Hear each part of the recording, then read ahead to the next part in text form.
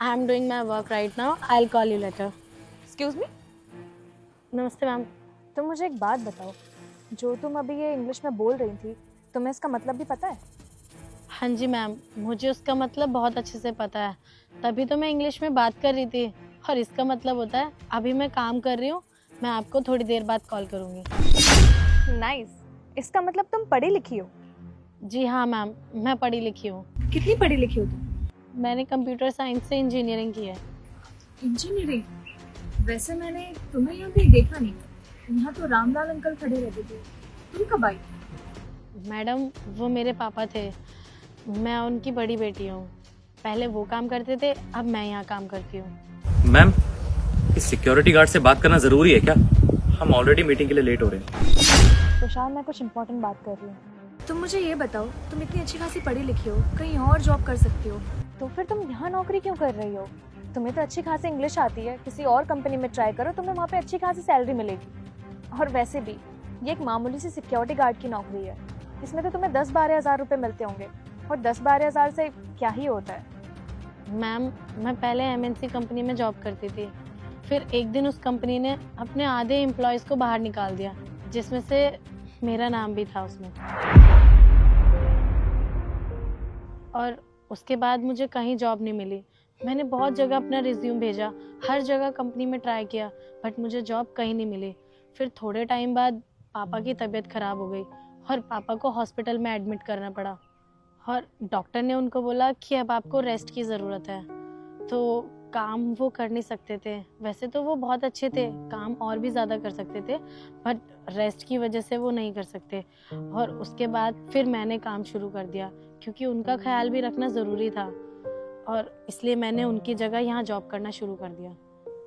क्या बात है, तुम जैसी बेटी सबको मिले।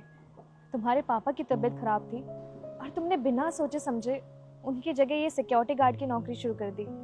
आजकल के ज़माने में ऐसे बच्चे कहाँ मिलते हैं। सीरियसली तुम बहुत होनहार हो और तुम्हारे पापा बहुत लकी। इवन तुमने तो एक बार भी अपने फ्यूचर के बारे में नहीं सोचा। अरे नहीं नहीं मैडम, ऐसी कोई बात नहीं है। मैंने बचपन से देखा है अपने पिताजी को, वो स्टार्टिंग से ही सिक्योरिटी गार्ड की नौकरी करते थे, और उसी से हमारा घर खर्चा चलता है। और आज जो मैंने सॉफ्टवेयर इंजीनियरिंग की है, वो सिर्फ और सिर्फ पापा की वजह से की है, क्योंकि पापा ने मेरी सारी पढ़ाई का खर्चा उठाया है। वैसे तो हमारे पापा ने हमारे इतने बड़े शौक पूरे नहीं किए, और ना ही हमारा कोई शौक था, बट ज़रूरत की चीज़ें ज़रूर पूरी की है, जैसे कि मेरी पढ़ाई। और पापा ने तो मुझे मना किया था कि यहाँ पर सिक्योरिटी गार्ड की नौकरी मत कर, पर क्या है ना, मैंने उनको बोला था, क्योंकि उनको रेस्ट की बहुत ज़रूरत है। जब मुझे उन्होंने इतना पाल पोस कर बड़ा कर दिया, तो मेरा भी तो फ़र्ज़ बनता है ना कि बुढ़ापे में उनका सहारा बनूं।